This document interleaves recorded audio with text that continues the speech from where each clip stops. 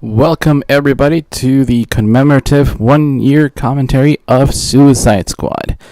I am going to be doing an entire length commentary, and I am using the extended cut.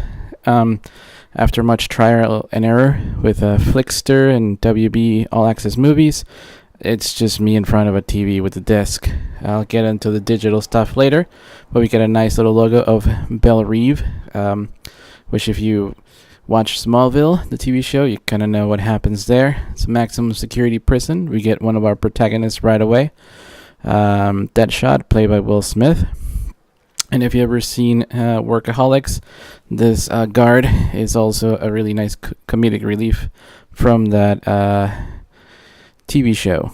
A lot of people don't have mixed feelings about this film. I think it's actually better than 9 of the Marvel Cinematic Universe movies, which I will name at the very end. So keep that in mind when you watch this. I mean, if all comes to worse, if this is the worst DC film to date among either fans, I think we're in pretty good hands because this actually delivers a lot, which is the reason why I'm making this commentary.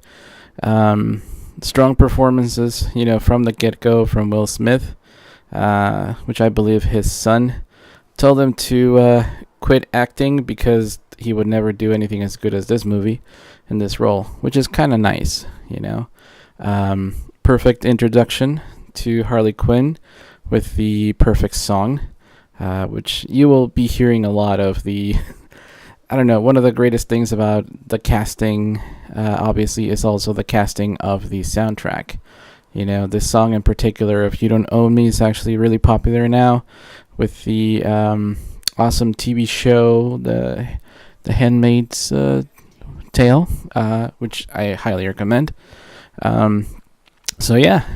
Perfect casting of Harley Quinn. The creator of Harley Quinn actually praised her performance and said, that he, gave her a blessing. Most of us that grew up with animated cartoons, we always thought it was kind of impossible to do justice to a Harley Quinn, but Margot Robbie does pretty damn awesome right off the bat. One of the things to know is the lots and lots of tattoos, which is kind of funny because, Joker is a being of mockery. So the fact that he mocks jail tattoos against all the criminals makes sense when Harley Quinn also does the same. And, that's one of the things that we get to see in her flashback is that, while she is a representation of the Joker, on this film she's the protagonist.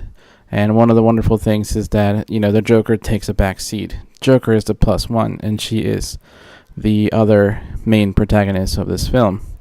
I will also be talking about the structure of the film, which I guess a lot of reviewers haven't seen many group type of cinema, like the Dirty Bunch, 13 Assassins, the latest one that I can think of, Hateful Eight, Seven Samurai, Dirty Dozen, I already mentioned, or even The Great Escape, But in this film, you have 3 protagonists. Amanda Waller is the third, Deadshot is the first, and Harley Quinn's the second. So this nice flashback to the end of Batman vs. Superman, spoiler alert, kind of sums up why this film is relevant in itself and also to the DC Universe. Beautiful intro of the Suicide Squad logo over here. And, we're going to talk about structure. We get a brief introduction to the 3 protagonists, Deadshot, Harley Quinn, and Amanda Waller. And this is where part 1 begins. It's a 3-part structure. Mr. Mackenzie over here, the actor, actually played Deathstroke in Smallville, one of the latest seasons. Little Easter egg for you. The top secret, dossier with all the characters seen over here. And, talking about structure, it's a very well structured film. Part 1 deals with the assembly of the bad guys. Part 2 will basically start with the deployment of the bad guys. And part 3 starts in the bar scene where they actually bond together. Now we get this wonderful Floyd Lawton screenshot over here as Deadshot, which is straight out of the comic books. I mean, this is just really wonderful. Again, perfect song. I played this soundtrack way too many times in my travels. One of the fun things is that it's really catchy, and it really makes the pacing of the film move kind of forward. One of the things I really liked about this portrayal of Deadshot is the personalizing of all the armor. For instance, you have a target on the top left, the machine guns, the Uzis, or the semi-automatic pistols that Deadshot uses in his gauntlet. They were actually tested by the prop department, and they actually function. This is wonderful because you don't really need that much technology to do a really accurate shot. You have this wonderful eyepiece, attached to all the other cameras that he previously, set up into place. So it gives him a range of when to strike. The wonderful countdown over here, like the TV show 24, makes it really exciting. And cinematically, you're getting shorter cuts, because you're, running down the clock into an assassination attempt. And it's cut really fast and really, frantic for that reason, to build excitement. Now, if the movie critics can't speak cinema language, it's their fault. Also notice the color scheme in this restaurant is kind of warm. Nobody else is in this restaurant, but it's inviting, as opposed to the blue scheme of this shot over here in the snow in Gotham City. It's very interesting that a lot of people don't really pay attention to the cinematic language. As far as movie directors go, David Ayer did a lot of layering when it comes to visuals. I will be pointing out which shots are really, really interesting, especially this one. If you've seen the film, the temptation of not shooting the bad guy at the end will definitely represent itself in this very, very same structure shot. So people might just seeing just a regular shot, but it comes back later in the end of the film. We get a nice shot of Gotham City, which is not like the Tim Burton version or the Joel Schumacher. It's closer to dark and gritty Gotham, and we get a much more dark and gritty Batman over here by Ben Affleck, which is pretty damn interesting, knowing that all these films are connected. And this scene in particular was really, impactful and sad, because it kind of conveys the, the duality of both characters. Deadshot kills to save, his daughter's education, and because that's what he does. Kids in the alley, parents, is very significant to Batman. So again, that's the structure. That's the cinematic way the director's letting you know that there's layers to these characters. One of the wonderful things is that these dossier pages keep adding.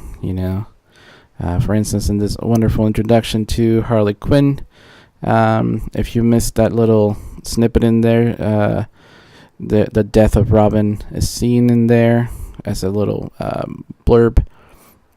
And this shot is particularly reminiscent of the cartoons in the comic book Mad Love. This shot as well. A lot of these homages to the comics are really amazing. One of the wonderful things I specifically liked about this portrayal of the Joker is that, as wild and amazing as it was, it didn't chew up the scenery like and took control of the film. Jack Nicholson definitely did a wonderful performance, but he did overshadow Michael Keaton as Batman, for the general audience. Same thing, Heath Ledger overshadowed Christian Bale. But over here we have Jared Leto as the Joker that does justice to the comic book Joker, because he is all the things that we come to know, from the Joker. He's not insane. He values his memories. The very few that, he had that was kind of taken away by, Dr. Quincel's therapy. And, we feel for this Joker a little bit. He is a little bit unhinged. And the scary part is that he kind of represents the most closer version of the Joker. The teeth, are basically there because either Batman or somebody, punched them out and he had to get replacement teeth. So the grin is actually a lot more menacing this way. And again, the tattoos is a mockery of the jail system and other so-called, gangsters. This wonderful shot, it's basically the Alex Ross painting of the introduction to Harley Quinn into the DC comic book universe. The scene continues introducing Harley Quinn's relationship with the Joker. Again, it's about structure. If you look at the Deadshot scene, it featured him as Hitman and talking to, his daughter. In this one, we get Harley Quinn as a therapist, and then her emotional anchor is the Joker. So you have, a duality of scenes for both characters. One of the wonderful things about this scene is that while the Joker is crazy, when someone calls Harley Quinn a bitch, he kind of, goes a little crazy and does a little hand gesture over here, as you're seeing. The bodyguard obviously sees that and knows that, stuff is going to go down. It is very interesting to know that, as crazy as the Joker is, you have to kind of give him credit for not being one to let somebody call his lady names. And, the portrayal over here by Jared Leto is really on spot with the comic book versions of the Joker. Brian Azzarello's Joker comes to mind, and also Grant Morrison's Batman Rest in Peace, where he had a bunch of awesome tattoos and he was shirtless in some of the scenes, come to mind. Now, as far as what will Jared Leto do in the future interpretation of the Jokers, it also depends what Harley Quinn will do. Again, the duality of both of these characters kind of goes hand in hand. And speaking of hand in hand, this wonderful shot of the purple Lamborghini. I have a wonderful story. I actually heard this song blasted in my hometown in Mexico. Last summer I visited. It was pretty awesome. So this film was actually embraced by a large international movie audience. We have here Batman in pursuit of Harley Quinn and Joker, straight out of the comic books. Batman on top of the roof of the car. It's pretty iconic. And the grappling hook and car going into the water. It's kind of scary. I experienced some kind of near-death experience with water. Won't get into it, but the fact that Margot Robbie learned to meditate underwater for a very long time in order to get this shot done kind of shows you that you're dealing with a good crew of cinema making. This shot could have been completely done in a studio with CGI hair, CGI bubbles, slow down the camera, but it wasn't. It was done for real. And major props to Margot Robbie, for doing this legitimately. This kiss over here has appeared in in a lot of fan fiction, and I think it's it's kind of a throwback to the complicated relationship.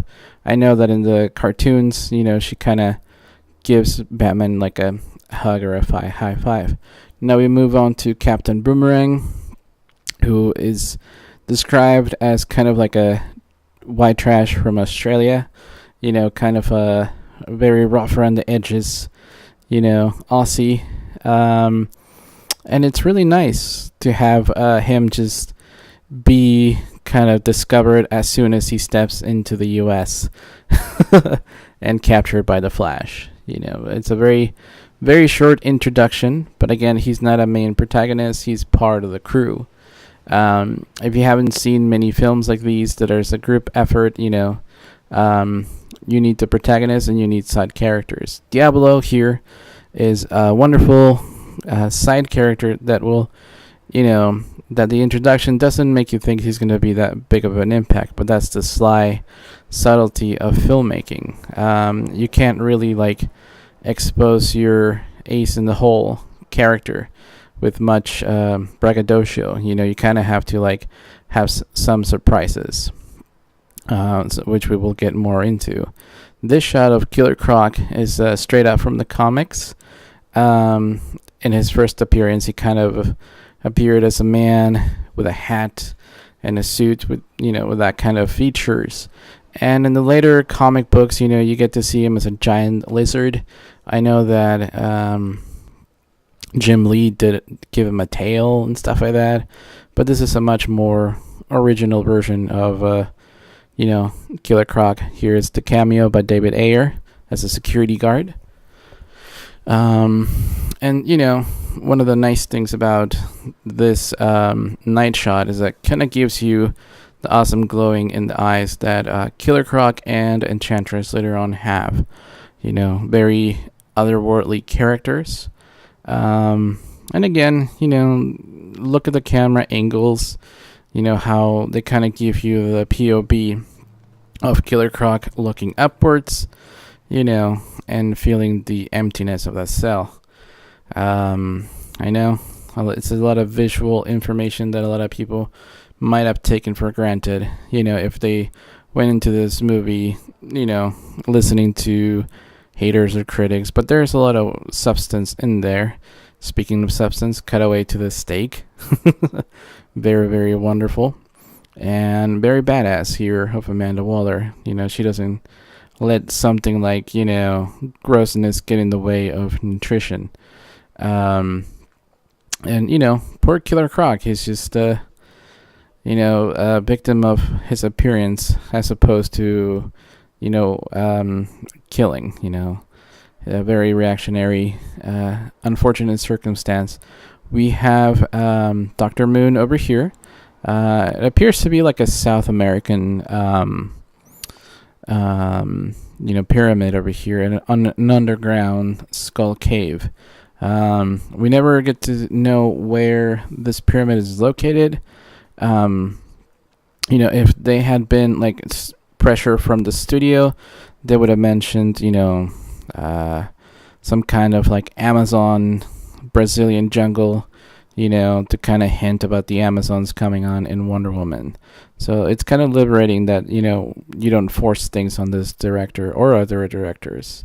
The Enchantress introduction over here, it's really damn powerful, kind of scary. And, one of the wonderful things is that although these beings are supernatural, there is this constant literary equivalent to have something grounded as well. Kind of like Fox Mulder and Scully. If you need something quickly as a reference to otherworldly, but also, procedural.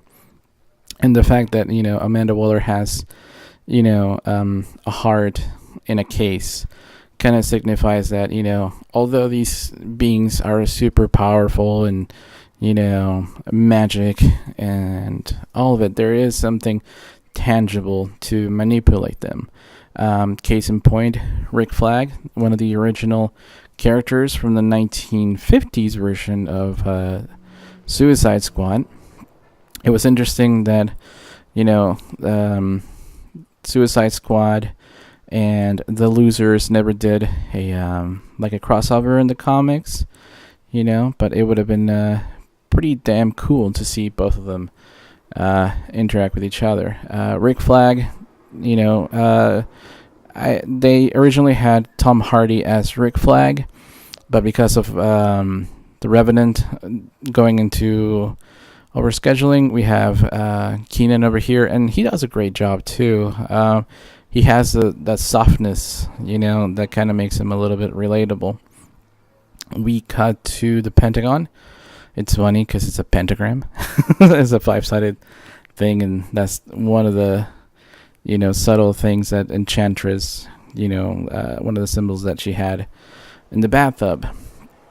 And over here they're talking about like what would happen if the next Superman doesn't fight with us, which kind of might be a hint of Dwayne "The Rock" Johnson's character, Black Adam. Kind of a nice hint. And I like the way this shot was done. It seems like a shot from House of Cards or something very procedural. I think the fact that there's overhead lights, in the in this danger room, as you would call it, it's kind of reminiscent of every single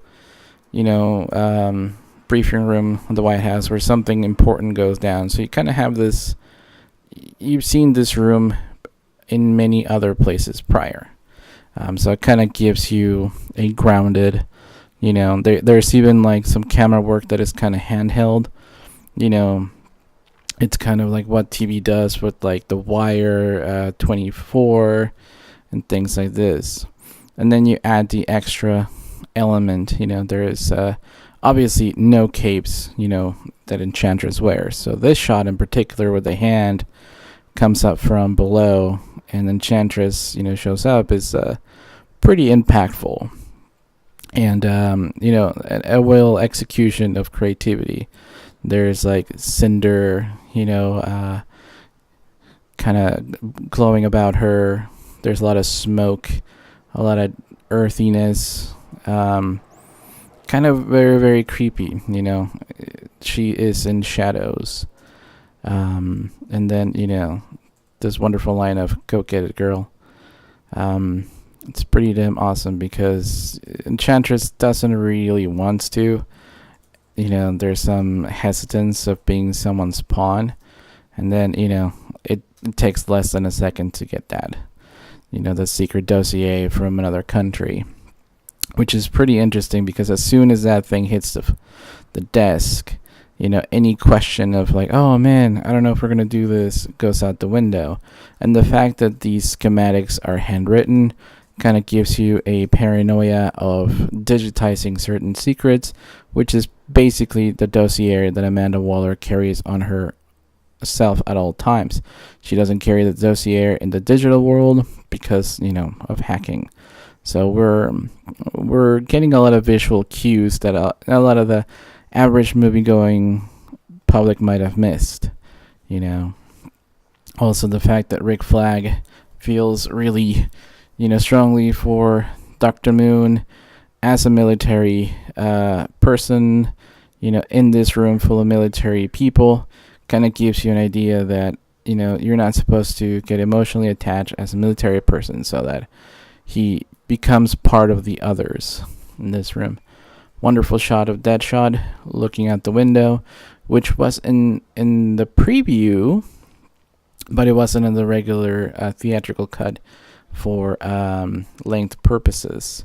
This is one of the new extended scenes, and here we have a nice, wonderful swampy area, which many people missed out on. That this could be a nice little homage to the swamp, where the Legion of Doom can create their giant floating fortress. We have, this awesome arrival of Amanda Waller. And, when you saw her introduction, they had the song "Please Allow Me to Introduce Myself" by the Rolling Stones, which is about the devil, and then Harley Quinn asks her straight up, "Are you the devil?" And she is wearing red. Many people misunderstand this film. They think that Enchantress is the bad guy, but in fact, it's actually Amanda Waller because she puts everything together, and she's the one standing at the end. Once you realize that Amanda Waller is the main bad guy, you kind of realize, oh yes, this movie is actually pretty brilliant.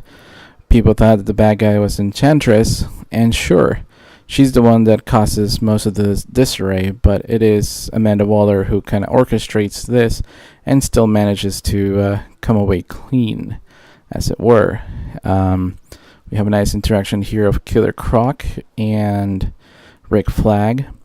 And again, the wonderful eye effect. We get the introduction, well, not the introduction, but the meeting of Waller, Diablo, Rick Flag, and this a-hole security guard, and Diablo. And notice all his awesome tattoos. They also kind of relate. They tell a story. So if you pay close attention, you can kind of see, the names of the ones he loves there. It's not just random. There is like a rose tree on the arm. There's like Vida Loca, Crazy Life, and David Ayer being a resident of LA. He actually married Latino ladies, and he is very much like infused into the Latino culture. We really like him. He's a great guy, ex-Marine too, I think. He did military work, so he knows all these this wonderful procedural and prisoner containment and things like that. But he also knows how to portray good characters, especially Latinos. And one of the strong ticket sales that were part of this movie is that most of us Latinos, African Americans, and women made up the majority of the viewing audience.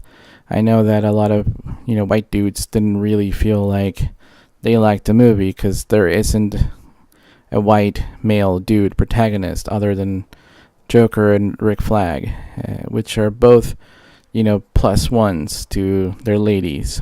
So maybe some people felt the need to hate on the movie because it didn't have a white dude in it.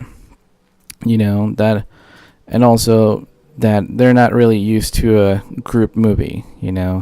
They're used to like one person, beginning, middle, and end. And when you have a group dynamic, it just changes it all. I don't want to spoil Saving Private Ryan, but there is a wonderful switcheroo at the end of Saving Private Ryan that kind of makes you go, oh, the person that I thought was, this totally switched it around. But that doesn't mean negates the validity of all the other supportive characters. I think that people are used to not having a comic book movie be like this. When you have Guardians of the Galaxy, you have a main white dude, and that's your vehicle for appeal. There is no white dude here. And that's probably, for the best for this movie, because it certainly impacted everybody. I know that, whenever I go online, there's a lot of fans from India, there's a lot of fans from the UK, there's a lot of fans from South America and Mexico. So the whole notion, the whole notion that this movie didn't do so well probably, comes at the hands of just a few people. It basically destroyed a bunch of box office records. And, if you look at the audience score versus the critic score, it's definitely completely different. For instance, a critic can give it a positive score, and then Rotten Tomatoes might be like, hey, he said some negative things, we can make it rotten. So there is that bias going on. The wonderful thing about this film is that it doesn't really care what, the regular movie-going people said, because the fans, we really liked it. And I did two things. One, I went to this film opening night, with the fans, it was loved. But the biggest show for me was the next day when I saw it with like regular people. And when I mean regular people, just like blue collar people who are not like comic book fans. A lot of Latinos were in the theater that I went to. Regular families, large families, and a lot of groups, and they all laughed about the same things. They all applauded the same things. They all liked the same things. When I went to see the Avengers midnight screening, 100% of the jokes were funny for that particular audience. And then when you see it, when I went to see it the day after, only like 40% of the jokes hit, and the audience was not doing like woohoo or anything like that. So perspective changes a lot of things. So if you were to view this movie as a non-comic book fan, my sister and my girlfriend, they're just like, it's okay. But for us that, no comics, can be a little bit more substantial. And for filmmakers, it's kind of nice to see this kind of structure where it's a group team and it's a 3-parter. Going back to this wonderful shot of the Joker, and it's kind of interesting that it hasn't been mentioned in most reviews or any kind of podcast or anything, how much the Joker he's actually like a wild card. Sure, he wants to get Harley, but then when he, later in the film when he shoots randomly, he could have hit Harley Quinn's, other companions. So you don't know what he's going to do. You don't know if he's the main villain. You don't know what role he's going to play, and that's kind of wonderful, I think that the Joker is a Batman villain, and having him be used sporadically here in Suicide Squad, it's quite brilliant because it gave Jared Leto a lot of room for improvisation and, to come up with a lot of characterization. A lot of material was cut simply because, when you have a Joker and a new actor going in, he wants to do a lot of takes, test the waters, and just do a lot of things like that, which is wonderful. But, just like random words don't make a book, you kind of need structure. And it is unfortunate that a lot of the footage from Jared Leto got cut out from the film, but that's how a film is made. This is not, Joker the movie. One of the other things that people didn't seem to mind, I compare this to how Wolverine is used on some of the X-Men movies, which, by the way, ended up becoming the Wolverine and the other people in it. And nobody seemed to complain about how sporadically Wolverine was used in some of those films, but a lot of people complained that they wanted more Joker here. And I don't know if that has to do with the fact that, there's a lot of political correctness going on, and the white dudes felt betrayed that they were not represented enough, and that, a male should take a back seat to Harley Quinn. I don't know. It seemed to me that was a lot of dumb, stupid comments about that. Because even Rick Flag here, he's supportive, of Enchantress and, June Moon. So, I can see where that kind of, hatred would come in. But, if you look at films, recent films where, for instance, the new Magnificent Seven, where Denzel was actually one of the protagonists, and I don't think a lot of people had any big issues with that, because he was still a dude, So yeah, there's a lot of misconceptions of why this movie was successful or not successful. One of the wonderful things, again, is the cinematography. We have Amanda Waller, And look at the tone of the cinematography here. Her room is a little bit warm. There we have a motion detector on her briefcase, in case you missed it. And that's why Enchantress goes away. So yeah, you have a lot of visual cues to these characters. I don't know if you saw that, but when she disappears and appears, there is some weird yellow writing in there.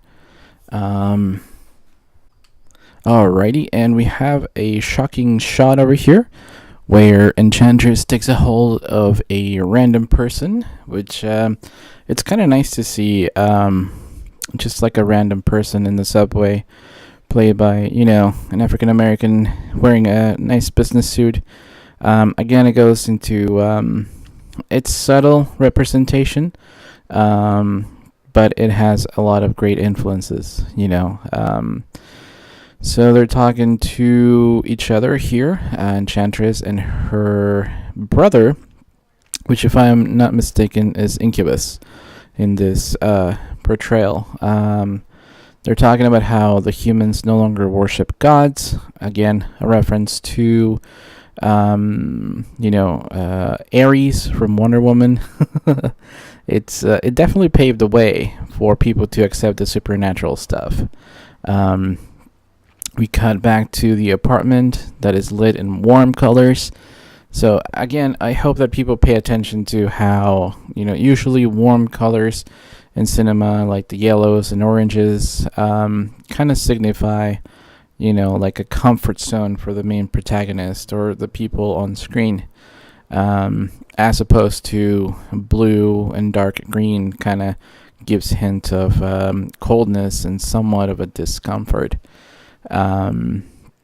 One of the wonderful things about, cinema history is that, these colors have become a standard palette. Again, we go back to the blue in the subway station. And this subway station is in Midway City. If you don't know much about it, that's cool. On the DC Comics lore, that's where Hawkman and Hawkgirl operate. And it's nice to have an introduction to the city in case those superheroes show up later on. We have a nice quick response by the police and, a medic on hand, which, if you know the Hippocratic Oath, you have to respond to any person in danger. That is your duty as a medic. Over here we have this, contortioning going on, and Incubus, grabbing life form out of the people that he's grabbing, and actual energy from the train station. And we have this, destruction of the entire subway. We quickly jumped into the White House responding to the situation, and they immediately greenlit, the Suicide Squad, which is Suicide Squad gets its name from Deadshot. It's actually Task Force X. That's the military terminology, and this wonderful compilation of how all the the bad guys are arranged, and gathered, kind of give you a sense of that even though these people will become the main protagonists of the story, that they are, bad guys in the DC universe. And one of the wonderful things about their protagonist being, a woman, a Latino, and African American is that these three iconic, roles, I guess, they kind of give you a hint of how society views us. There are certain assumptions about us Latinos, about African Americans, about women, and the fact that you have those three protagonists be portrayed as bad guys first, kind of goes along with the society's bias towards us. And then as the more you get to know these three characters, you kind of go that, well, your assumptions were kind of wrong. It's a wonderful thematic, piece, because whenever I hear about, oh, she's hysterical, it's definitely like a sexist comment, or like the whole thug for African Americans, or the crazy gangster vato for Latinos. I mean, yeah, we do have those stereotypes, but they're usually pretty wrong. So this shot over here, we cut to, again, it's in the blue to kind of make you a little bit weary and not comfortable. We have this industry that, if you read the subtitle, it was actually part of Wayne Properties. We have a nice cameo by Batman's mask in the giant panda suit. And here we have the Joker wearing the classic purple overcoat, which is in this awesome leather or fake leather made of purple. And I have to kind of give it to the filmmakers how they updated the Joker to the original roots. The original Joker was a mobster from the 30s, late 30s, early 40s, with a nice machine gun, which now it's like an Uzi or an AK-47. That's a regular machine gun used by everybody. Midway City, it's a nice little shot of them trying to contain Incubus, just the two of them. Even though Task Force X or the Suicide Squad has been, enabled to deploy, Rick Flag still doing everything in his power so that the situation is contained along with the military. Again, unlike the other movies, they don't just have superheroes at the go or S.H.I.E.L.D., or anything like that. They still rely on, police. They still rely on the military, which is pretty interesting, because you want to have something in reality, grounded in the reality, as you're having these two magical beings ascend. That kind of goes with a really good, well thought out film and a well thought out director. You want to be able to have grounded troops. You want to have grounded politicians, people at the White House, and things like that, so that when these two, magical creatures show up, you kind of have like a good solid base, or in order to have a good suspension of disbelief, which is a two-way street. If you go into into a Casablanca or a Godfather or any movie like Citizen Kane and say, okay, this is a movie, I'm not buying any of this, then you're the problem. A movie can only be so good, and the audience has to pick up the other 50%. If it's kind of like anything in life. If you go to a job and you're not going to commit, no matter how hard your boss tries, you're not going to be a good employee. And same thing over here. We have all these wonderful shots of the military that I mentioned, and this is something that other films are missing. They don't have this kind of reality. Midway City, behind the helicopter, is in smoke, and they have a cover story to kind of feed to the public and things like that. And this is post Superman, and nobody has like an idea what it'll be about. They don't know if it's another Kryptonian attacking or whatever, but the military has it under control. It's definitely nothing to be wary, and you can tell that these military guys are kind of looking at these costume people with some kind of disdain, because that's kind of how it happens in the comics. If you ever read the wonderful story by Batman, The Long Halloween, you kind of get to see how the mobsters get replaced with Catwoman, Joker, and Two-Face. In this one over here, you're kind of seeing the military being replaced by these costume people in the same manner, which I would be pissed off too. You don't spend all this time like training to be a military person to be replaced by, Captain Boomerang, you know. So, even people in the background serve purpose to the story. Now, if you are blind and you don't pay attention to that, that's on you. But you have all these things over here that add up. For instance, Slipknot, this character, hitting a woman, that's part of his comic book history. That's why he's a bad guy. He's a woman abuser, and that shot of him just punching her kind of gives you an idea that, there is, even though all these are bad guys, Slipknot might not be redeemable. So it kind of, it sets you up for later on in the film. One of the wonderful things about Slipknot is that I really like the actor, Adam Beach.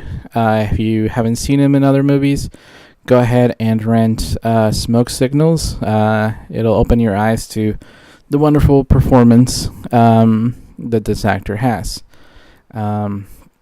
This wonderful conversation between Rick Flag and Deadshot about motivational speakers and stuff like that. It's kind of integral, because over here Rick Flag sees them as less than human, villains and things like that. We have the wonderful cameo of the Harley Quinn costume from the comics and from the original cartoons.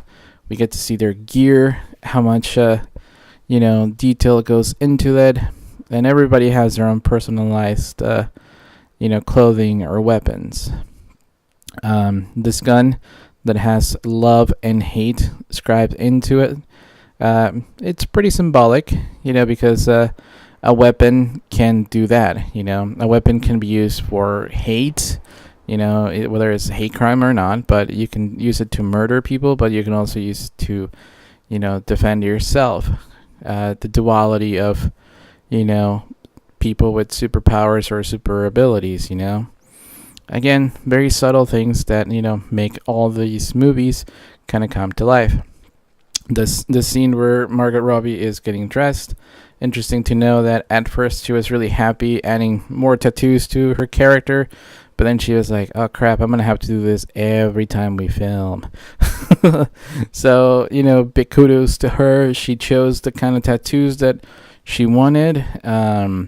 She read, everything that she could get her hands on Harley Quinn.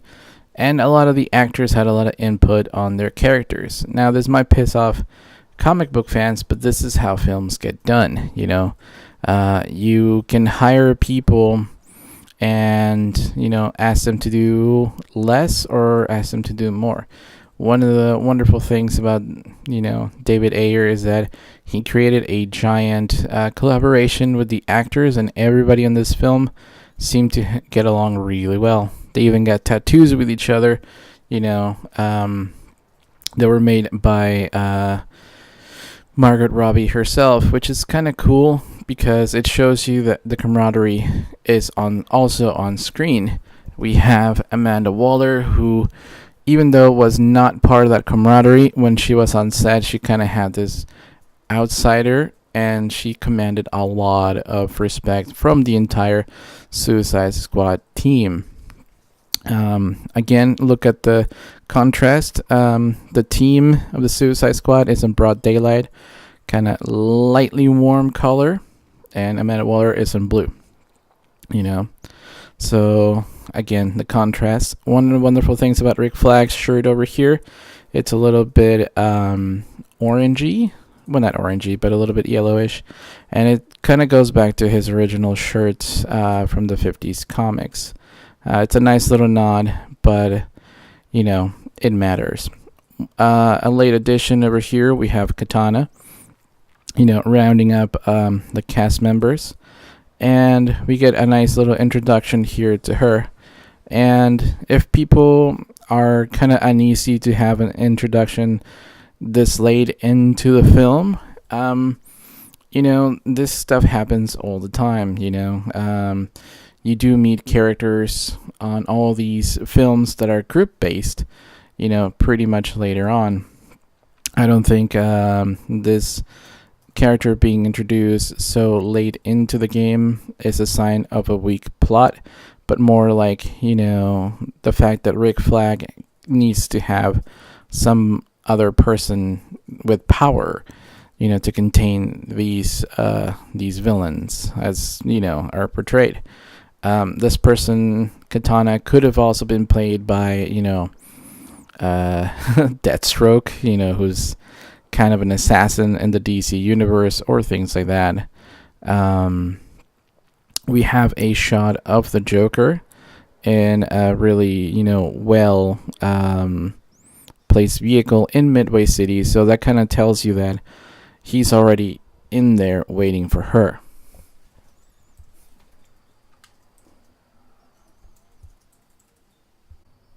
Here we have, more awesome commentary. We have Killer Croc puking. A lot of people don't understand that good humor comes from situations. So, for instance, my sister had recently vertigo, and that's because you have to realign your balance. I figured Killer Croc, living underwater, had a different balancing of your abilities, and riding in a helicopter would definitely disorient someone who operates in the water. The nice conversation over here between Flag and Deadshot about killing for money as opposed to killing in the military kind of goes back to the mercenary work, kind of like Blackwater. It was a mercenary company that many corporations hired in Iraq, which had the ability to do whatever the hell they wanted, which, there are some ramifications in the future, but it kind of gives you a hint of how powers are only good if the powers that be deemed it so. This shot of the Suicide Squad crew flipping 360 was filmed live in a gurney, and the actors experienced a lot of euphoria when things were coming loose and undone. It's always wonderful to see these things done as much in the real world as possible.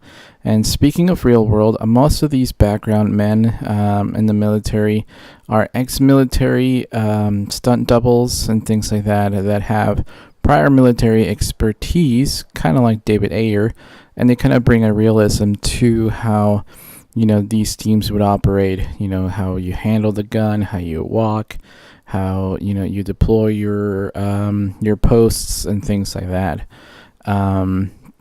Another wonderful thing about realism is that this exchange between Captain Boomerang and Slipknot actually happened in the comics. I think in the comics, if I recall correctly, it's from the John Osterman run, and I think it happened in an island, if I'm not mistaken. Now, one of the main criticisms that online fanboys give David Ayer regarding this movie is that, he wrote the script in 3 months. But, if you think about it, if Warner Brothers knows where they want to go into their cinematic universe, they can actually plan out things. If this particular scene already happened in the comics, it doesn't take that much to adapt them. So once you know point A and point B is going to be, you can start, typing in the script, and if you read comics prior, like David Ayer did, okay, I want this scene in the script, I want this scene in the script, I want this scene in the script from the comics. So you can't really disqualify the comics as a writing source, so if this scene already happened in the comics, it wouldn't take long David Ayer to write it. Likewise, a lot of people don't know how to make movies. They don't know how these things work. If David Ayer wrote, the script for in 3 months, he knew what the story was going to be prior, because people were going to go scouting locations, people were going to be building costumes, people were going to be doing pre-production artwork, clothing, guns, stunt double recruitment, all these things. Once you know what the story is going to entail, you can write a pretty basic script. And if you already read the comics like David Ayer did, all you do is just insert, dialogues and scenes that you've seen in the comics that you're like, you know what, I want to keep this, I want to keep that, I'm going to keep that. So it's pretty self-explanatory, especially with this story. Bunch of group bad guys goes into a situation and they make it happen. This is obviously the extended shot. You're seeing Harley Quinn talking to Captain Boomerang. And this extended shot of her tempting the teammates are found in the extended cut and were cut in the theatrical version. A lot of people have given grief to Warner Brothers for doing this, but it's actually a benefit that not many studios offer. For instance, I love Tron, the second one, and the first one, obviously, because it's a classic. But the second Tron Legacy, they could have had a longer cut, but Disney didn't say you're allowed to do that. Warner Brothers has had a history of letting directors have longer cuts of their movie. It's a rare privilege. For instance, Oliver Stone had that with Alexander. I think Troy had that. And a lot of, great directors, once that you get really big, you can demand these things. It is really nice to see Warner Brothers do that, because not many other studio would do it. A lot of other studios would hire like a TV director, have a certain budget, have a certain timeline, and creativity goes out the window as long as you just punch out a product. Speaking of punched out, Captain Boomerang got a nice punch from Killer Croc for calling him a cannibal. Just because someone is accused of being a cannibal doesn't mean that you probably should call him a cannibal. Again, it's about tolerance. A lot of subtext that goes into these conversations, but people don't pick it up because they're looking at all the scenery. They're like, oh my god, that tank is blown into smithereens. Some kind of creature melted it. And you're starting to see all these military guys, Scott Eastwood over here, kind of questioning like, hey boss, what are we getting ourselves into? Is this really like a terrorist situation? This scene is very important because it's beginning to show that there's more to this mission that these soldiers are being led to believe. But it also binds the solidarity between the soldiers and the Suicide Squad itself. One of the wonderful things about this is that we get to see that Deadshot and Harley Quinn are kind of like the head of the group. Again, it goes back to the introduction where we had Harley Quinn and Deadshot and Amanda Waller being the protagonists. You can clearly see how the structure of the film still keeps intact. You still have the structure of the film. Again, still pretty workable here.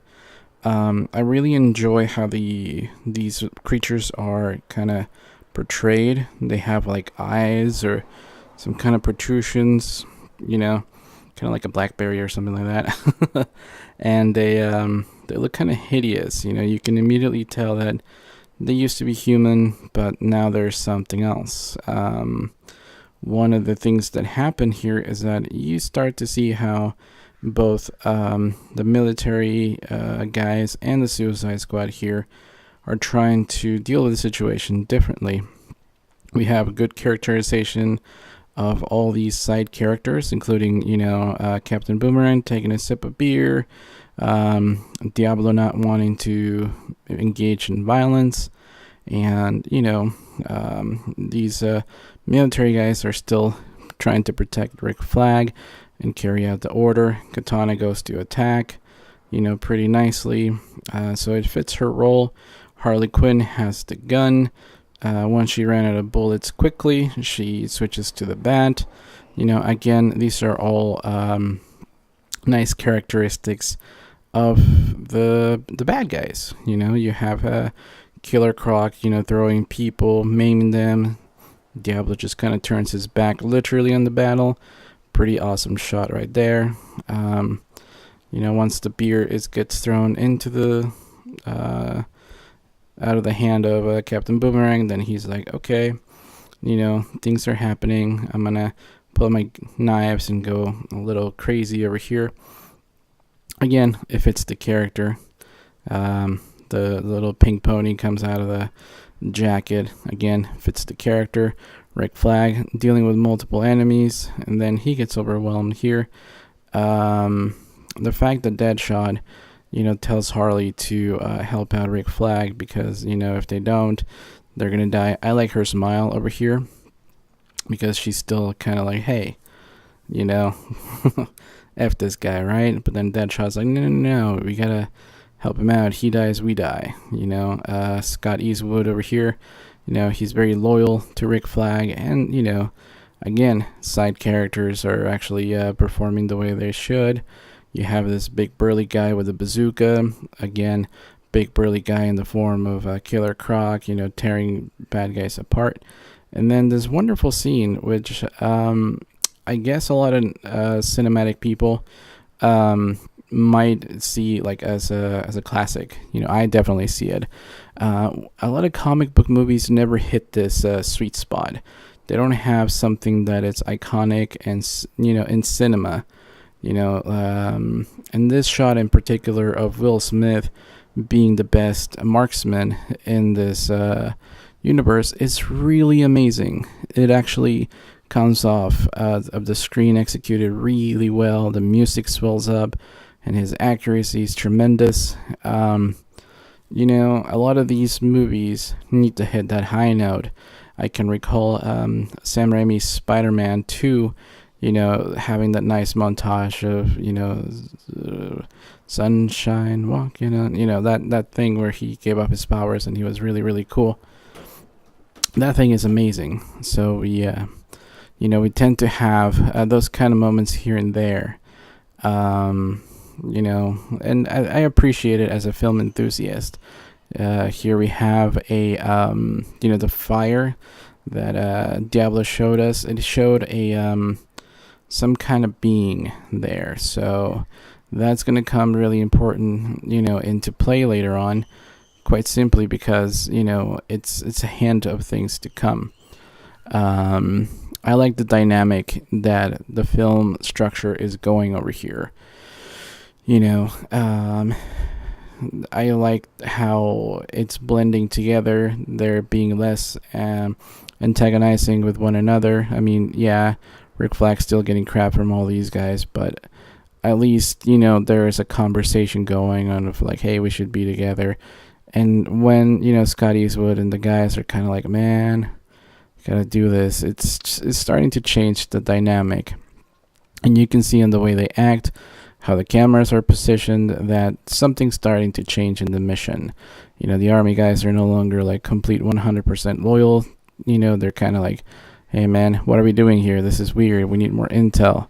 And the squad, is definitely like, talking to, the army guys. Looks like the army guys brought another, group of soldiers.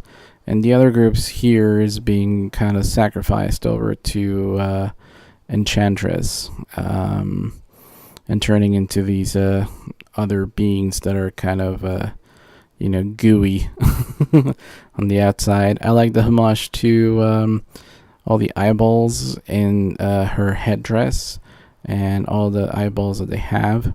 Here's the wonderful, we're the bad guys, this is what we do, from Harley Quinn. Again, very iconic, cinematic wise. You can put this clip into, the best of moments in movie history.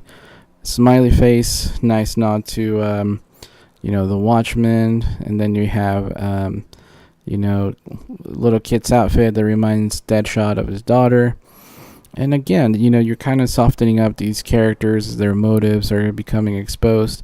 Over here, Deadshot is talking to Rick Flag in a little bit more friendly manner. Just kind of like, hey, we're in this together. We kind of have to do things our way.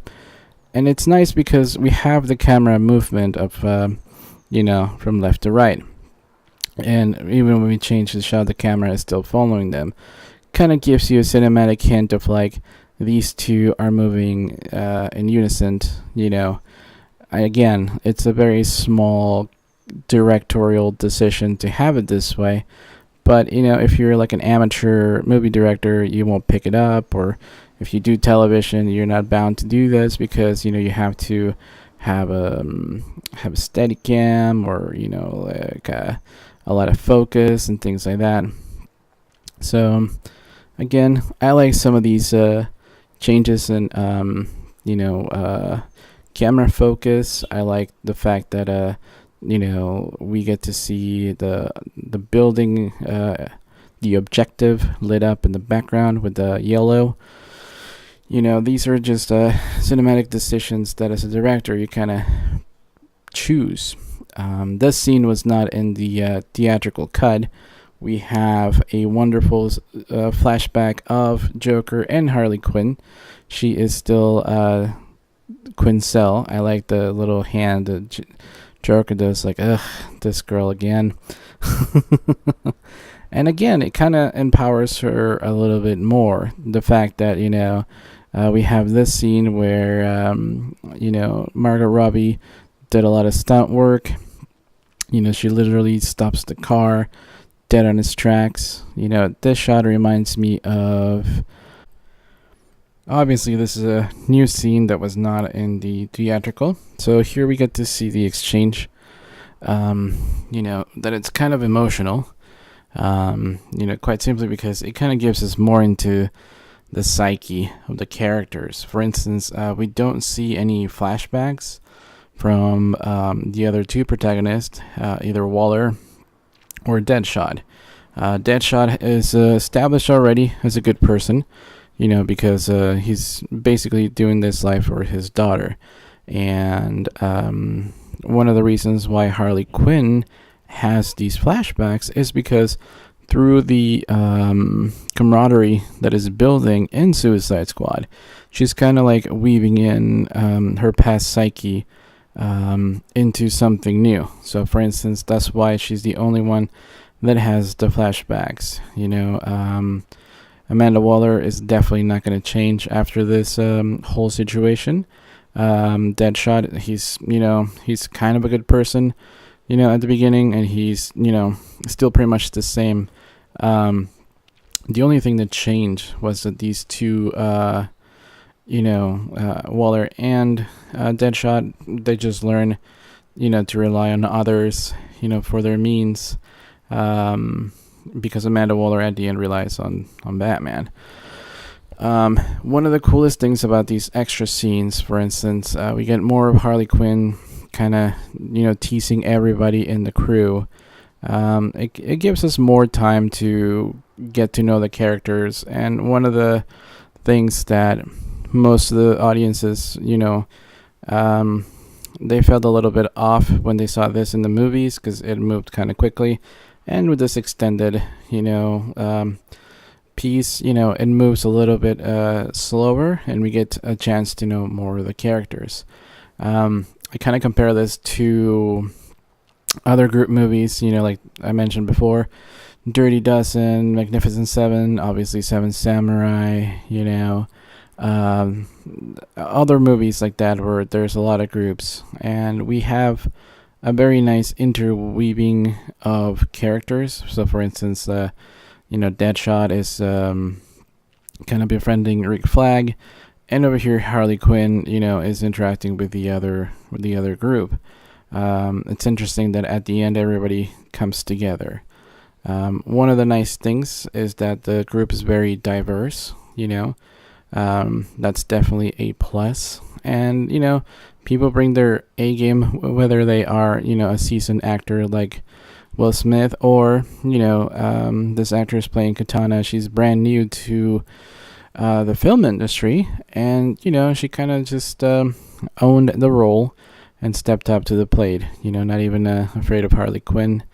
And like I was talking before about the camaraderie behind the set, it kind of makes these scenes kind of play out really nicely, because these actors know each other and they can go one direction or the other really, really well. They can kind of push each other's buttons since they know each other well off screen.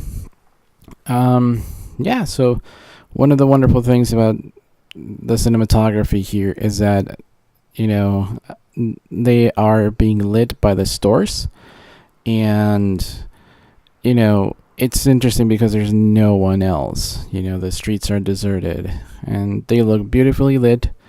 Oh, this is John Osterman, a nice homage to the 80s comic book creator. So yeah, and then we cut to closer to the building, and of course, things get a little bit darker. Amanda Waller, again, with the blue tint. And then the warmer colors out here, where there is more of a camaraderie building as we, move on. One thing to notice is that, the humor here is used sporadically. If you notice, there isn't any kind of a hardcore humor. There could have been like some funny screenshot in that security camera. It's not. It's just to let you know that something happened, and that things are deserted. We have Captain Boomerang with some, easy peasy, lemon squeezy, kind of a nice line, but it's not out of character. It's not, at the expense of, the trauma. Over here, it is kind of funny that Harley Quinn's leaving, but again, if you look at it from a serious point of view, maybe she is fleeing the scene. This confrontation between her and, I guess the zombie monsters or whatever they are, it was nicely shot because for as much as the guys always get, like ripped for the role, like Hugh Jackman for Wolverine and things like that, Margot Robbie did a lot of her own stunts, and I think she deserves, quite a bit of credit for being really athletic and, trying to tackle all these, hardcore scenes, especially, given that, she had a blonde wig, high heels, and it was in a close location. I don't know if other actors or actresses would have been up for it, but she more than delivered. And one of the cool things about this shot is that we get to see them going into an unknown location, kind of dispersing like a squad commando would. And you see that Rick Flag and Deadshot are working together. Again, progression of the plot, progression of the friendship. It's all right there. I love the Deadshot red eye, to be able to see like what others don't. And I guess these bad guys are really cool. I mentioned them before, but they also make cool noise when they come in. One of these action scenes, tend to be kind of boring in some other movies. Over here we have at least some kind of surprises. For instance, Captain Boomerang getting stabbed and then finding himself a bunch of money. Blocking the knife is a nice addition. Seeing a lot of action movies, a lot of these scenes tend to be, again, boring, but this shot of Harley Quinn shooting someone, behind is really epic. This is kind of one of those things that go into montages and reels of good cinematic moments. And again, this shot of everybody together, it's beautiful. And, there are some times where this movie has those kind of elements that kind of make you go, wow, this is pretty damn awesome. I think that quite often people tend to look at all the negative and they kind of go into a movie thinking that whatever, their friends or family tells them, kind of like when you go into a restaurant that somebody said the food was kind of crappy or the food was really good, you kind of have a different bias. I was talking before about like how things get cinematically elevated to something more beautiful, and here we have El Diablo just kind of letting loose and incinerating all the bad guys and being really a nice cinematic piece, but it's also kind of dangerous. I think that not many people in the audience didn't realize that he didn't want to use his powers because he could also hurt the squad. Which is something that I haven't really seen many film critics or fans. It wasn't so much that, he was afraid to kill or, hurt somebody. Is more that fire is really unpredictable. It can spread to other places. And, since they have live ammunition in their guns, they have grenades and all these explosives, it would be pretty dangerous to use Diablo's powers, out in the open. For instance, the two scenes where they got attacked, one, they had a bunch of vehicles. If Diablo used his power, the gas could have been blown up. And then in this other instance, it was indoors. We have our other awesome classic flashback, and I really love the soundtrack here. It kind of goes towards the beat of I Need a Gangsta from the soundtrack, and it's really, really beautiful. Every time I see it, it gives me the chills. Leto's performance here is really top notch. That whole oath in the Acme or Ace Chemicals. I love the tattoo of the smiling face. The whole dialogue of desire becomes surrender. It's pretty poetic. This whole scene is just freaking perfect. I think that a lot of people didn't know what to make of it because they wanted a 2-hour movie, with Harley and the Joker, but that's not what the title says. The title says Suicide Squad, so we have to focus on the squad. And again, going into cinematic moments, this for me was definitely one of the highlights of where this film was just, top notch. The whole notion that he just wants to leave her there, and then, his heart is kind of like, aching. He kind of gives you that beautiful, grunt, and then he jumps into the vat of acids. I mean, that is just beautiful. And that shot kind of mimics Batman going into the water to rescue her. The beautiful shot of blue and red, dissolving into the vat of acid. That's how Harley Quinn gets her color in her ponytails. And this, iconic moment of laughter right there. I mean, that's something that a lot of the people have loved about this movie, myself included, and that's the kind of thing that you can't take that away from this movie. This movie definitely owns up its repertoire, and kind of runs with it. Obviously, Deadshot here is hiding love of his daughter here in Harley Quinn, because he knows that she is unpredictable and doesn't want anyone to know that he has a soft spot for a family member.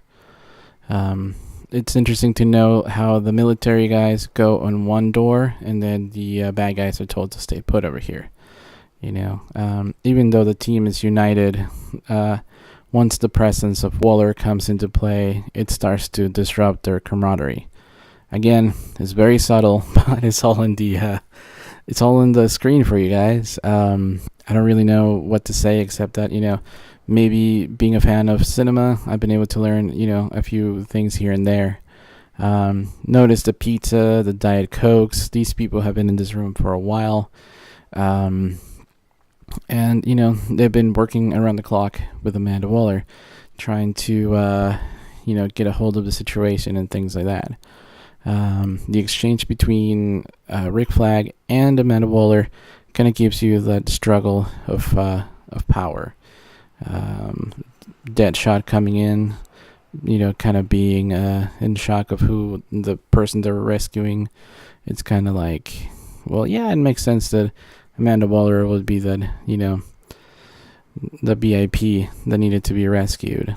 And kind of helps to bond Rick Flag and Deadshot as two pawns, who are being manipulated.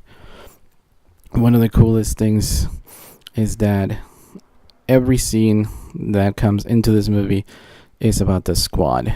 And again, This is where we have to remind everybody in the audience that Waller is the bad guy, but because all these people are bad guys, she is the good guy.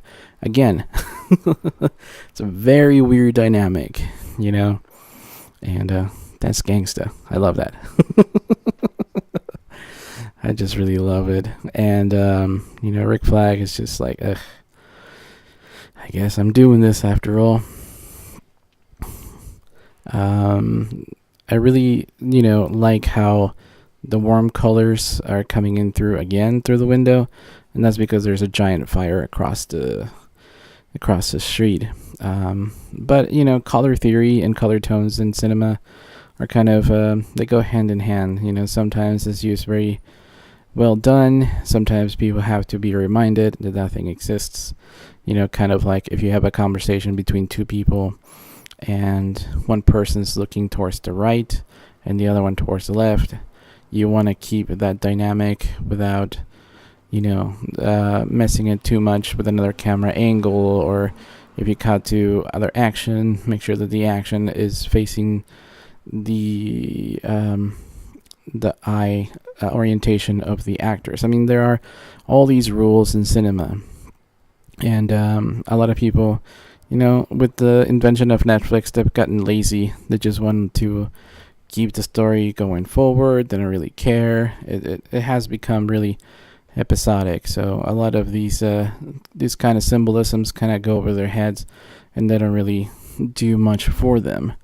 Over here, this scene is very serene, very calm, because they're like, hey, we're getting picked up by this helicopter. And voila, the tension starts to pile up, and we get some nice zooming in action, and then boom, someone shows up. And it's the wild card himself, the Joker, which he's pretty damn happy shooting that gun.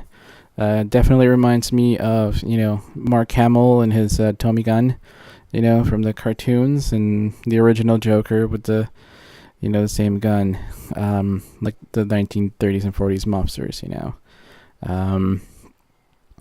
We have the doctor over here, disarming all the detonation devices in their necks.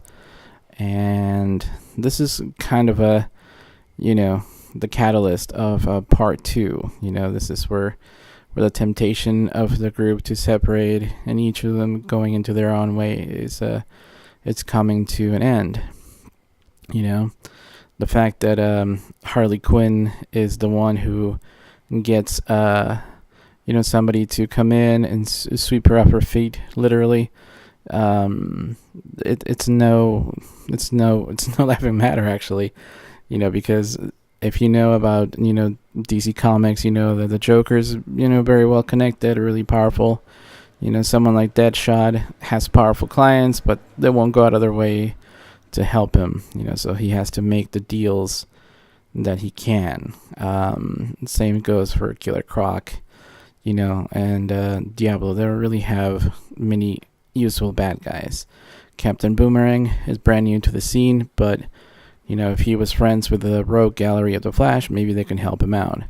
But only Harley Quinn has that kind of camaraderie with the Joker to being able to afford someone coming in and helping her out. And there was a giant gasp in the movie theater every time I went to see it in this particular scene, because they thought that he actually shot her. Again, maybe he did hit her, and it just kind of went through her hair or something. It was a bad shot or whatever, but he never misses on purpose. So all the bad guys know that he missed on purpose, and they're like, oh, okay, he's still one of us. He's still a part of the Suicide Squad, I really love the exchange between Harley and the Joker here. It's pitch perfect. The line of the, what is it? Bear rug and the grape soda. Grape soda goes back to the comics that Paul Dini, the creator of, Harley Quinn, wrote her as to being her favorite soda, which is pretty awesome. And the bear rug kind of goes to the extravagant nature of the Joker. So he doesn't forget her small details or the big picture. Which makes him really, really like relatable and wonderful. In this particular shot where she's falling and we see the desperation in the Joker's face, it's more than humanizing. We've never seen the Joker that's scared. When Jack Nicholson portrayed the Joker, there was only hints of confusion when he was strapped to the gargoyle. He wasn't looking scared. He was just confused, like, what's going to happen. And Heath Ledger never appears scared at all. He was always, in control. So we have a much more range of emotions in this Joker. It kind of goes back to the comics, you can't really show him just grinning all the time. And again, it's a really good storytelling. It's very diverse in terms of how you tell it, and it's effective. There's beautiful shots where the white smoke is shot down into the street, flares. It's pretty damn amazing. I don't know if it was effective to distract the bad guys, but it definitely alerted Incubus of where Amanda Waller was. And again, more shots of Amanda Waller being a badass. She grabs the gun right away, and there is like no sense of alarmment. She knows what she has to do. She knows that she can get a couple shots, and she doesn't really know what these things are. But in this instance, she knows that they're not going to kill her, that otherwise they would have taken her already. The bird's eye view of the helicopter is done in black and white, meaning that it's satellite. The other ones that we saw was thermal. Thermal shots were definitely reminiscent of Batman vs. Superman because they use the same thermal cameras there. And over here, like I said, you're seeing the end of part 2, and you're seeing the group breaking down. Harley Quinn, which was part of the Suicide Squad, kind of went away, and Amanda Waller, which was part of the military guys, also went away. Again, it's really obvious symbolism that these two groups are united, and they both lost one of their leading ladies. It's kind of a symbolism that is lost on a lot of moviegoers. They don't really understand how well structured this film is. The choker that says Putin in there, it shows character development. She believes the Joker to be dead, but she could have kept it. She could have kept it as a souvenir, love. But little by little, she's becoming her own character, leaving, attachment to the Joker behind and more going into her own self, making decisions not based on what will the Joker think of me, but, I'm the master of my own, domain. And I think that the fact that she is, no longer talking smack to any of these other guys, like, hey, what you looking at, and stuff like that. She could have done it, but she's not.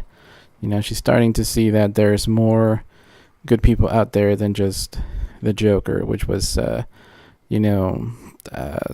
key of kind of like a dependency, kind of like an abusive relationship where you have codependency. It's written very specific, for that purpose. You are seeing the evolution of Harley Quinn. This magical objects flying above in this vortex are pretty interesting because DC tackled magic before the competition. And not only that, there are a lot of very powerful, magical individuals there. It is no surprise that, post Superman existing, DC would introduce the magical element. If you know much about the comics, magic is one of the things that can hurt Superman. So again, it's all tying together as far as individual movies and the storytelling process of the DC saga in general. Again, the camaraderie keeps on growing. Will Smith's character says, "When does it end? How many secrets you're going to be keeping from us? And while the camaraderie is building, Rick Flag's still not telling them everything until Deadshot finds the top secret dossier, and just kind of confronts Flag on the spot. And that's one of the things, though, is that when you are given orders, you're supposed to obey them. When you are with friends, you kind of share all your secrets, So even though that Rick Flag has friends in the army and they're all his buddies and everything, and he brought everybody in together, he's still not sharing, what happened between him and, Dr. Moon and Enchantress and all this. He's still not opening up to his army guys. Meanwhile, we saw the scenes of Harley Quinn kind of interacting with everybody and trying to get under their skin as a way to get to know them. We have that duality of a structure versus bad guy chaos, and it's kind of nice to see it unfold at the end of what I call part 2. And the bar scene, as I said before, this is where it all comes together in the third act. That's when the third act begins. As far as the time run of the feature, you are seeing this is pretty much a minute, an hour and a half into it. So that's pretty good. Both arcs have lasted about 45 minutes, and you have 45 minutes for the third part, the conclusion. So for all the movie critics out there who are this movie has no structure, is rushed, and blah blah blah blah, here we have me just looking at the movie and looking at the time code and being okay, this is what I'm seeing, this is what I'm analyzing, and there is a really strong structure to this. I guess that's one of the reasons why us DC fans get it, and people that don't really care for DC, they don't really understand it. For instance, nice levity over here with Croc and staring at the fish. It's kind of cool. What everybody orders kind of tells everybody about their character. It's interesting, I didn't think about this before, but the scene from The Shining where Jack Nicholson's talking to the bartender, it's kind of reminiscent of this, and Harley Quinn is acting as the bartender. She's the kind of person who wants to get secrets out of everybody, and again, it's a cinematic cue. If you've seen The Shining, you kind of know what happens. If you haven't, then it's just a bunch of people in a bar. And it's interesting that Harley Quinn has a blue drink. I don't know what she's drinking, although there is a famous drink called Harley Quinn. Perhaps Harley Quinn is drinking Harley Quinn. Kind of like that, famous golfer who made an Adam Palmer, I guess. Arnold Palmer, sorry. And we have the scene entering levity, but as they're getting more comfortable with each other, they're kind of start talking about their secrets and stuff. And I love this this conversation that Deadshot's saying that we're the patsies, we're the bad guys, they're gonna blame everything on this, they're gonna blame everything on us, which is the point of a covert operation.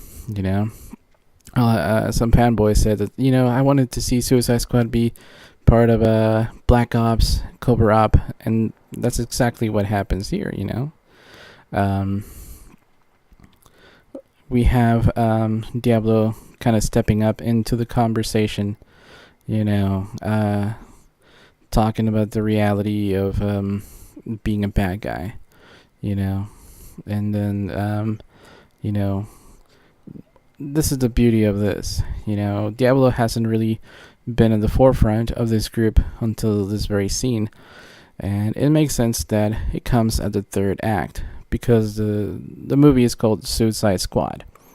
You know, we've already seen someone being taken out because they didn't want to belong in this group.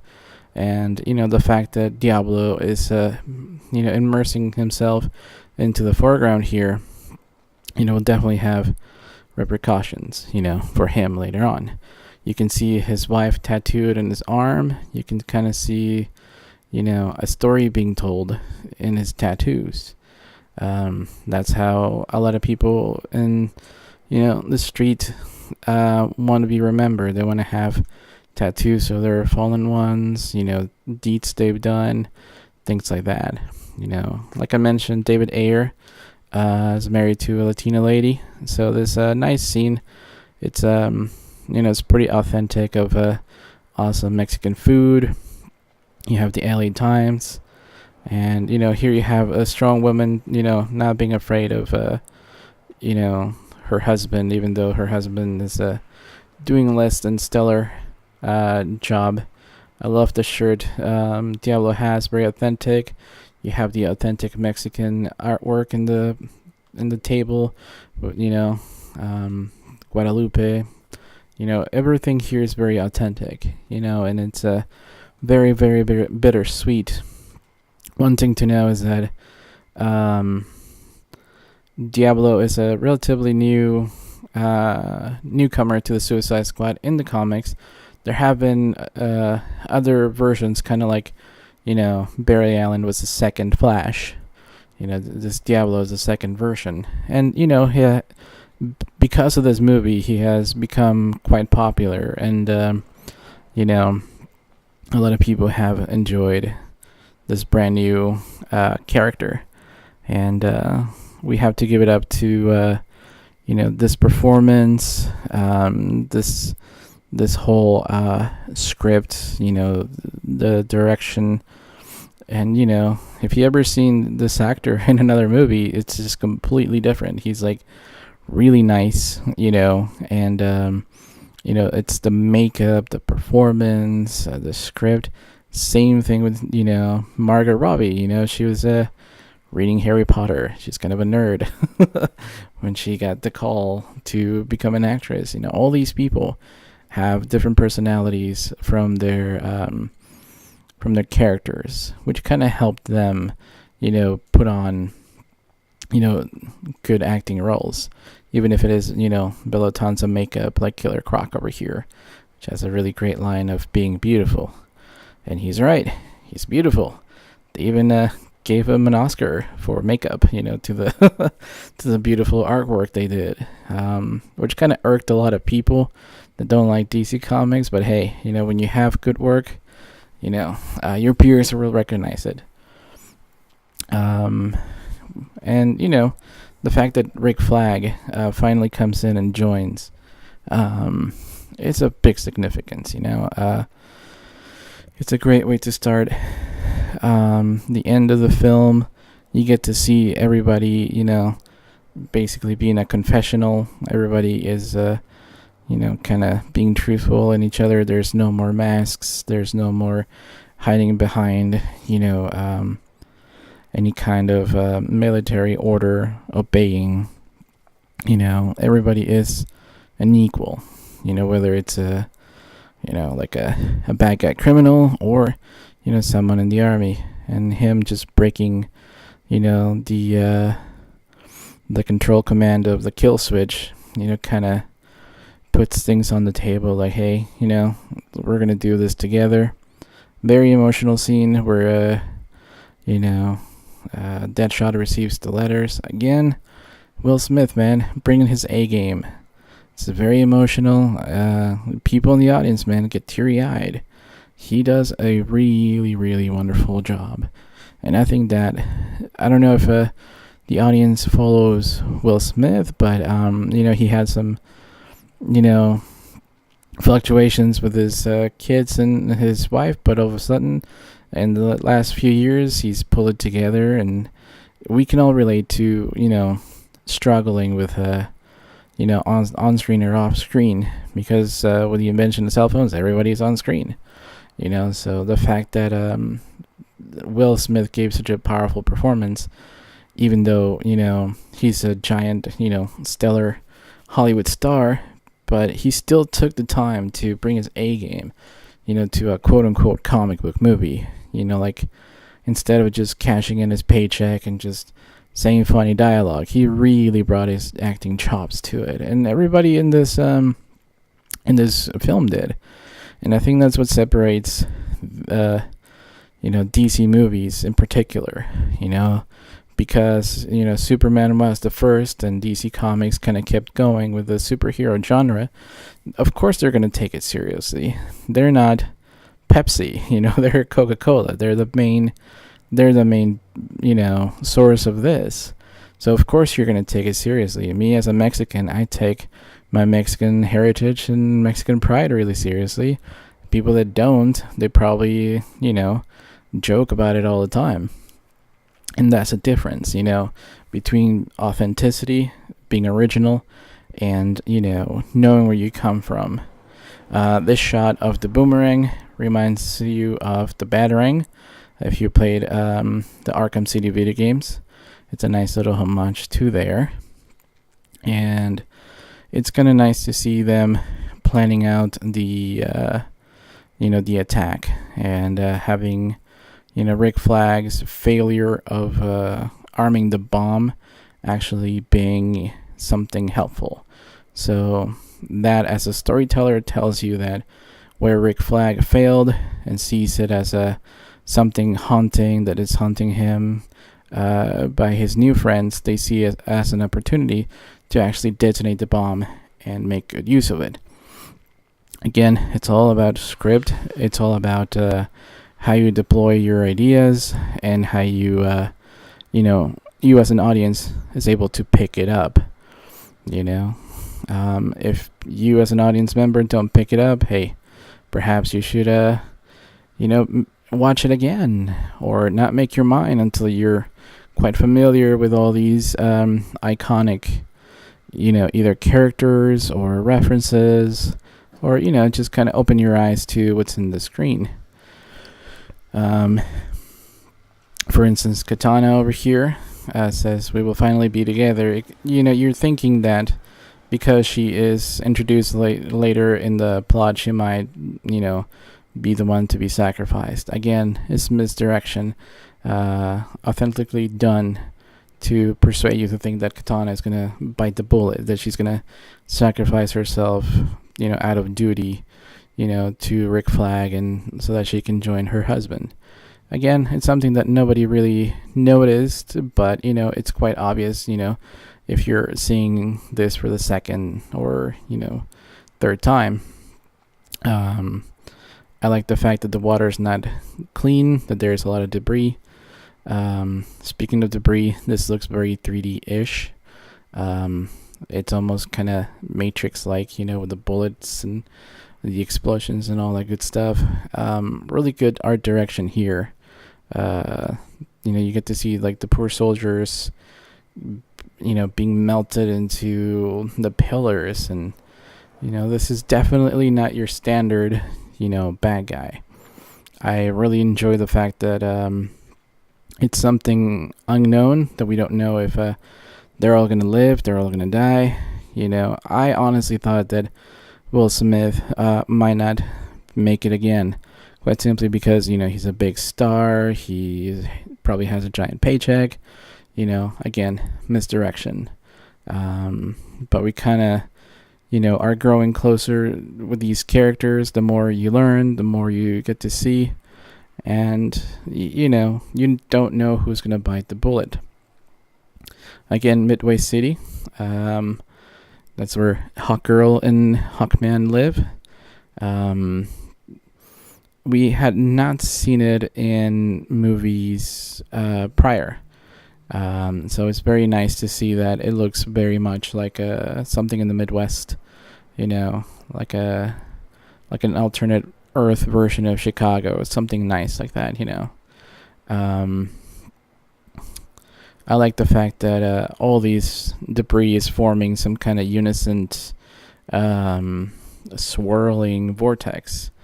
Um, it's interesting that Enchantress has two outfits. The one where she's super powered over here and has the very interesting golden headdress, and the other one where she doesn't have a lot of power, and it's kind of like in the dark and dirty and things like that. So it's kind of nice to see like the difference in power levels, and how they're going to be able to, once they take out Incubus, the brother, she's going to have less power. The duality. They're basically fighting two superpowered beings, and the duality is that you have the military guys and the Suicide Squad. So you have the duality of the our main protagonist and of the other antagonist. Again, it's all symbolism. It was lost in a lot of people who thought this was a kind of just standard run-of-the-mill, comic book movie with easily dismissible stuff. But the more you see it, the more, substance there is. This temptation that she offers him, for instance, Deadshot actually shooting Batman in the forehead, or pressing a button called normal. That's a line that she said in the bar. Normal is a setting in the dryer or something like that. Here we have normal looking Jared Leto, looking very much like Ken and Barbie, the perfect couple. That's her temptation of being normal. And Rick Flag, he just wants to have his girlfriend in the morning wake up next to him and her. So that's it kind of tells you what these characters are thinking when it comes to Diablo. It's just him with his kids, the couch. He's watching TV. His wife brings him beer. It's kind of like I wouldn't say you're every man, fantasy of just having like a nice home, but it's more of like everything that he's lost for the lack of control of his fire powers, and it's interesting that because he's the one that comes out of it, he's basically doing what Harley Quinn told him in the bar, own that shit. So, he's able to snap out of it and is able to rally, the troops into combat mode. Again, it's all, part of the story. It's a nice context. And, the confrontation, that we come to expect, it's a little bit different, just because you don't know what the power level is between Incubus and Enchantress. So I didn't know what to expect on this gigantic fight. Incubus is really freaking tall. I think he's as tall as the first iteration of Doomsday, a little bit shorter than Ares. But yeah, very, very powerful. He's got those weird tentacles that destroy things, Meanwhile, the Marines or the Army guys underwater are getting, beat up as well. I like the fact that Captain Boomerang, throws him a grenade, and poor guy is almost getting crushed by a giant chair here at the subway station. And Katana, fearless. Again, you think that she's gonna bite the bullet, because she wanted to be reunited with her husband. So again, misdirection. We have Diablo just kind of, going for it over here, and he too gets taken out. I mean, it's one of these fights where you don't know where it's gonna go. I mean, it seems Incubus has a giant freaking, not only size but a ridiculous high power level. You don't know where it's gonna come at you. And here we have one of my favorite shots, where Diablo is speaking Spanish and just kind of, stepping up to the plate. And this is, full on like Aztec regalia and, with giant firepower. And it was pretty nice seeing in the theater because a lot of people cheered up, especially us Latinos. We're just like, yeah, finally some awesome representation. It's not so much like, oh, they have one of us, it's more like it came natural, from the storytelling process. And, it's, I tell you that he has become, kind of famous and popular. It's kind of nice seeing, El Diablo have like, action figures and pop vinyl figures and, seeing him in posters and stuff. Like, I wouldn't be surprised if I see like some pretty cool like murals or, tattoos, in LA or something like that. And this is one of the recurring themes of DC Comics, sacrifice for the greater good. We saw Jonathan Kent do it. Kal-El sacrificed his whole, Kryptonian kind. And here we have, El Diablo saying, ya te chingaste, güey. And, just kind of like sacrificing himself for, for everybody. And, if you're boiled down, heroism, it's definitely about, putting aside your needs and, benefiting, the greater good. We tend to live in a very selfish society that just wants to do things for themselves. We take selfies. We tend to quote things from pop culture to make ourselves look better instead of creating things for pop culture. We wear t-shirts of pop culture. We don't really wear things we invent. So heroism, it's kind of a nice rebellious thing to do. We have a lot of superheroes that don't really save anybody.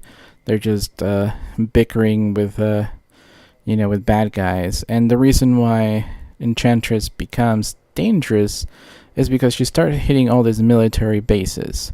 The question of how did she get that? Amanda Waller. In theory, Amanda Waller would have used Enchantress and hit military bases of our enemies. Here we have Enchantress hitting our military bases because she is our enemy. So again, we have the duality of like power and who controls it, and it's interesting that this film takes place in a post-Superman world, and we have all these secret military bases being taken out. Again, it's going to probably lead into the DC universe on film, strengthening up their, military division called Argus, which is where, this program of the Suicide Squad comes into it. They mention it in the movie a few times. You see their logo and everything. And this definitely has repercussions. You can't just like invade a major U.S. city, like Midway City, and destroy a bunch of secret military facilities without there having to be some kind of repercussions later on. This DC universe seems really, really well connected to one another. And, with Superman not being present in this world, you're going to have a lot of superpowers kind of stepping up to the plate with their own superpowered beings. It makes sense that the first reaction, like a knee-jerk reaction, would be to hire a bunch of bad guys.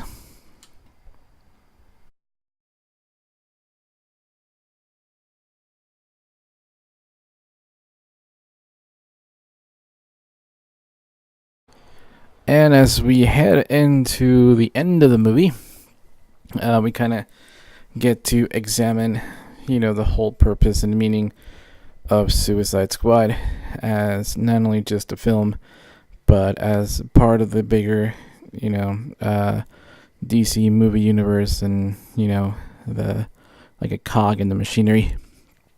It's interesting to know that the divide between, fans versus critics has never been more stark. For instance, I was watching on HBO a documentary about Alfred Hitchcock, and it appears that Hitchcock was seen as trash by the critics, because the masses, loved his movies. Kind of like kind of a shock, but Spielberg at some point was just seen as a summer blockbuster kind of a guy. Prior to, Schindler's List, people thought that he was just like out there to make money and not art. So with Hitchcock, his films were very stylized, dark and honest. They were not cynical. They were just honest to whatever his vision was. And it took a French movie critic to give him validation. It's not that the masses gave him validation. It's not that, the American Film Institute gave him validation. No. It was more of a, another culture coming in and saying, Hitchcock was really good. I'm not saying that this tends to happen a lot. And, I'm not saying that, Suicide Squad and all the DC movies will be seen as something like Hitchcock. But definitely, there is a time and a place for everything, adoration and reveres. Because if you make something for the now, it might become passé. In my circles or movie circles, we don't really get to hear much about some of the competition movies, even though they've been numerous.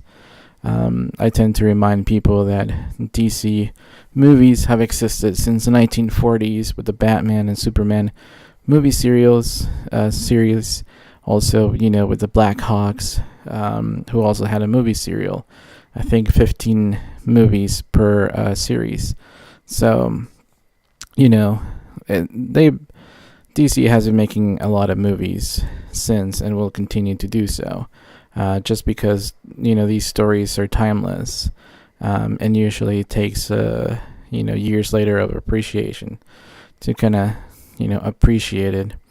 This particular shot of, Deadshot overcoming his fear of, failure, in the form of her daughter, begging him not to do it. He knows what needs to be done.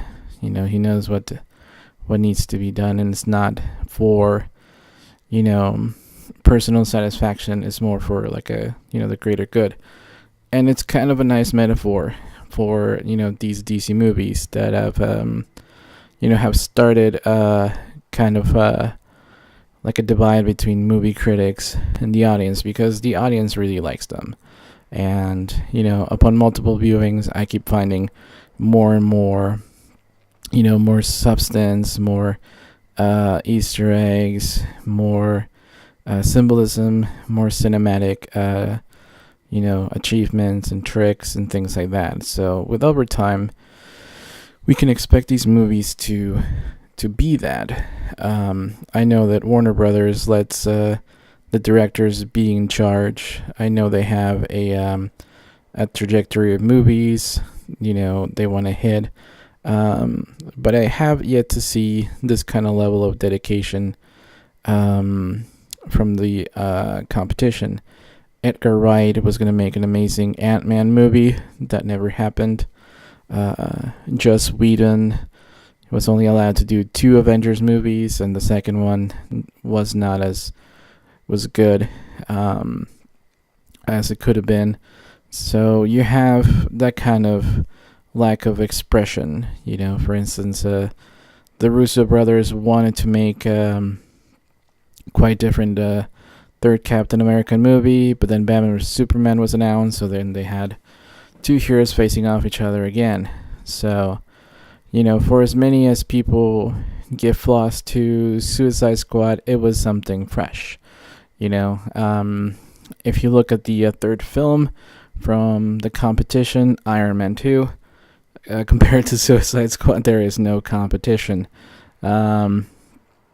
Suicide Squad beats it any day. there was no Iron Man 2 sequel. It was basically, let's try to make a giant preview for Avengers. Let's try to introduce Agent Coulson. Let's try to introduce, Black Widow. Not a solo movie for her. I know it's kind of weird. So yeah, this movie actually delivered in its promise. Is it a Suicide Squad movie? Yes. So in that essence, it delivered what it promised. Iron Man 2, it was hardly a sequel. There wasn't anything new and refreshing. So, for all the people that have listened to this podcast, quite a bit, it's kind of nice to give you guys some insight on not only just like all of the symbolism and, why are you still alive, says Will Smith. Exactly, because Amanda Waller is the bad guy. And this is a movie about bad guys. So in case you needed to have that point driven one more time, that, Enchantress was a bad guy. No, Dr. Moon's still alive, Obviously she was not the bad guy. So Amanda Waller is still in command, So, and, she still kind of caves in and gives them a little bit of a, presence they ask for, when Captain Boomerang asks, hey, I'm a free man. She's like, oh, you want to try me? She's still in command, she's still the bad guy. It's not that, these guys are going to be set free, as much as they want to do that. It's been established that being set free, it's kind of like the temptation from the bad guy in the form of, their visions. And when reality hits, it's not Enchantress who makes her visions come true. It's more of Amanda Waller allowing Deadshot to see, his daughter, yet with a full-on U.S. Marshal, chain on hand, So yeah, sometimes, when you want to have your dreams come true, you kind of have to, have lowered expectations and, hope for the best if your boss is Amanda Waller. Again, kind of grounds the films in general and sets them apart, from the competition. I think that one of the reasons why audiences didn't like this movie is because, they probably wanted to have jokes all the time, 24/7, they marketed, the Joker with a bigger role, but, the competition has been marketing Thanos forever, without having, delivered. And most of the time it's just, instead of delivering good movies, it's just, people stay for the after credit scenes just to know what's going to happen in the next movie. So yeah, I'm a big DC fan. I love the fact that these movies are, made with care and love. I know that this film will have repercussions later on, not simply because, they explain how the world reacted without Superman, by giving power to a bunch of bad guys, but it also allowed us to take a look into how the government might operate once and if, Superman returns with the Justice League. I don't think that after, the Battle of Metropolis or Midway City or Doomsday, the U.S. government is going to be pretty keen to just, trust our heroes and, be all happy. I think that with this movie, we get a sense that, yes, the government treats bad guys like crap, but I don't think the superheroes are going to be faring off any clearer. And here we have, a nice happy ending for Harley Quinn, because Mr. J comes in and, busts her out of prison.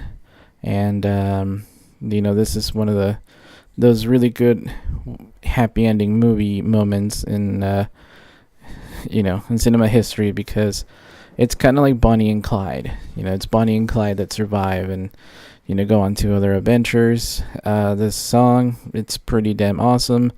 The end credits is just amazing. We have the Snyders as co-producers, as well as Jeff Jones.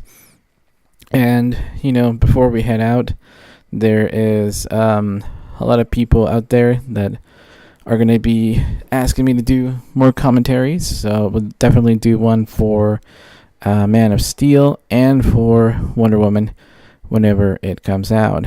So thanks again. This has been enlightening. Oh, and I mentioned before that this movie is better than a lot of Marvel movies.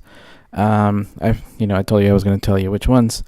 This is definitely better than The Incredible Hulk, Iron Man 2, Iron Man 3, Thor 2, Guardians of the Galaxy 1 and 2, Ant-Man, Doctor Strange, and Spider-Man Homecoming. Simply because this movie delivered, it was faithful to its source material, and, we're still talking about it. I mean, Spider-Man Homecoming came out not that long ago, and people are already saying it's kind of forgetful.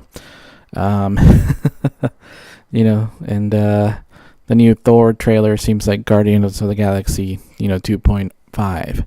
So, I mean, good for them.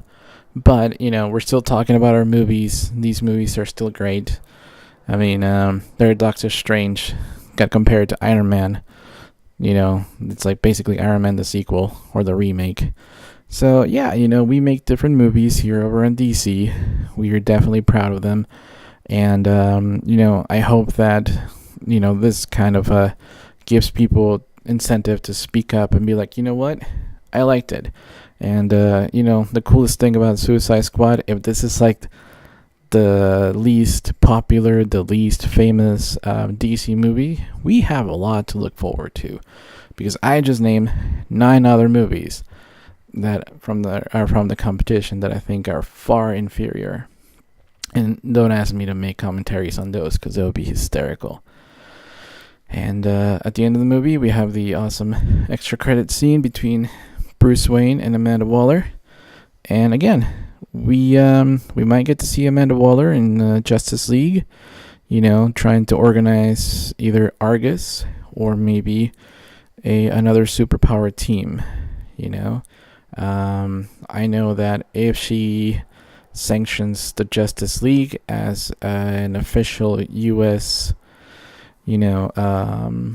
Group, things are going to get more interesting than previously thought. So yeah, it'll be an interesting thing how the government responds in Justice League. And this scene pays homage to the comics where Amanda Waller is the only person who threatens Batman. And that, my friends, is why this movie matters. Because when you can stand up to Batman, you're worthy of mentioning. Alright, this is DC Domingo saying bye. Later.